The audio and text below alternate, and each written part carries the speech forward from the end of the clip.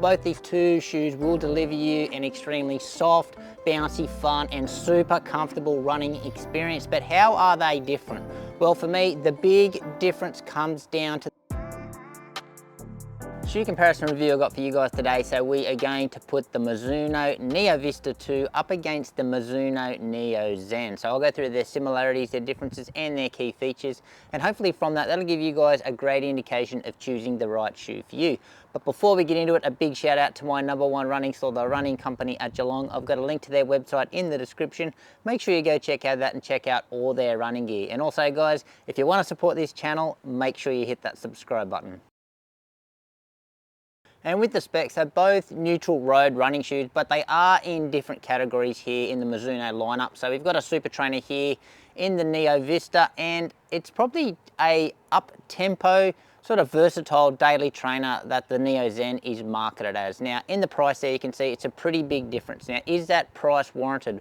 Well, I think for some people it will be, but for other runners it won't be. And a bit of a difference there in the weight. Now, can you feel the difference? So about an ounce difference there. Can you feel that? Well, in the hand, yes, I can certainly feel it. And I will say that on the foot, the Neo Zen does feel like the more agile and nimble shoe. And in the stacks there, big difference in the stack. Now, is that noticeable as well? Well, yeah, you certainly feel much higher off the ground in the Vista. And in our uppers, two very similar designs here, sharing lots of design concepts, but there are some subtle differences which I'll cover.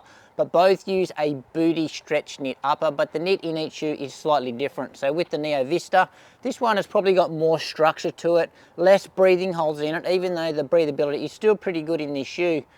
With the heel counter though, it does look structured, but there is a bit of play in it, as you can see there. A really high Achilles flare with a pull tab and another pull tab on the tongue here, which you need to actually stretch apart to get your foot in the shoe. Now with our lacing system, so this will be one difference between the Neo Vista and the Zen. So no eyelets on this one. It's just, I've got some cables sewn down either side. The laces just weave around those cables, but you don't really I don't need to use the laces in this shoe because the actual fit, the midfoot lockdown, and the fit of the knit itself does a great job to provide an excellent lockdown. Even though there's no padding in the shoe whatsoever, yeah, I don't get any heel slippage in the shoe, so I'm pretty lucky with this one. Now in the fit for this one, I'm gonna say it's probably on the bigger end of fit, so it could be slightly long and maybe slightly big in the toe box for a lot of people, but I'm happy with that little bit of extra room, so I went true to size. Now with the Zen, so the knit slightly different here. It's more breathing holes. It's not quite as rigid, a little bit more flexible, and I do think the breathability is better, but exactly like the Neo Vista, really high Achilles flare and the same sort of tongue as well. The tongue is a little bit lower and we don't have a pull tab on it, but you still just squeeze your foot in like so. Again, no padding in the Zen around the heel collar or anything like that, but you don't really need it. Lacing system is slightly different here. So we've got eyelets in the Zen, but you don't, again, I don't need these because the lockdown that this knit provides is perfect. So really nice midfoot lockdown. I don't get any heel slippage, which, yeah, as I said, with a shoe that has no padding in either, I'm quite surprised with how my foot actually, how comfortable this shoe is for me. Now in the fit department, in the lengthwise, I'm going to say true to size in the length, and again, it's got a pretty big voluminous toe box, but when comparing both these two shoes, so they're both a US 8.5, the Neo Vista 2 is slightly bigger in the toe box, a little bit more length and slightly wider as well. And in the outsoles, two very similar designs, as you can see there. Both these two shoes have blown rubber as the outsole compound, and you can see the rubber coverage in both shoes is pretty much identical. So they've just got it all around the edges of the shoe, and they've both got this big, deep cavity through the middle. Now, what we do have in the Neo Vista 2 though, you can see this cavity is a lot deeper than what it is in the Neo Zen, and that you can see the exposed wave plate through the bottom there. I think it's a glass fiber infused wave plate that's just giving the shoe some structure. But yeah, that's really the only difference, the tread pattern and how deep this cavity is. When we look at the Neo Zen, again, same sort of rubber coverage, slightly different tread pattern, but this cavity, it's filled in. So this shoe won't have a plate, which I'll go through later. It's just got, yeah, it's just got a cavity. But performance-wise, in the grip department, both perform pretty good. So they do have a few little issues in the wet, but in the dry, nice, sticky and tacky. And durability-wise, although this blown rubber will show signs of wear, it actually holds up quite well over the long term. And in the midsole, so both these two shoes do use Mizuno Energy NXT, but it is a different midsole setup in both shoes. So with the Neo Vista, it's a dual density setup here. So they got 2 layers of Mizuno Energy NXT, but it's different. It's a different type of foam. So the top layer here is a nitrogen infused version, so the newer version of Mizuno Energy NXT.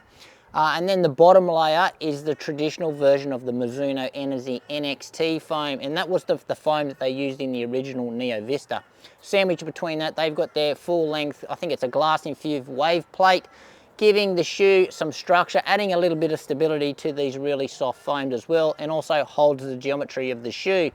Now, rigidity wise, stiffness wise, it's still a surprising amount of flex there under the shoe. The middle of the shoe though is quite stiff.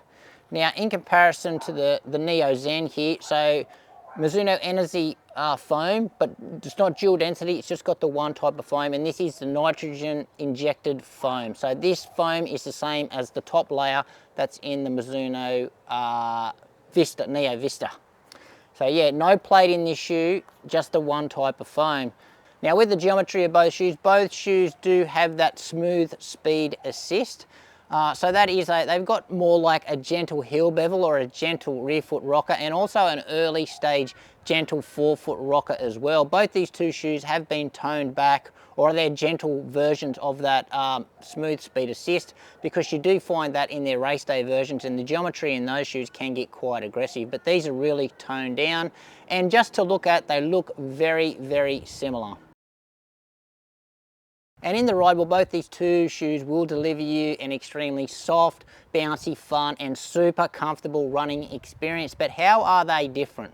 Well, for me, the big difference comes down to the stack height and what role the actual plate plays in the midsole of the shoe. So in the Neo Vista 2, so all those things as I just described, however, this foam, it just doesn't compress as much as what it does in the Neo Zen. So if this shoe is soft, this shoe is super soft.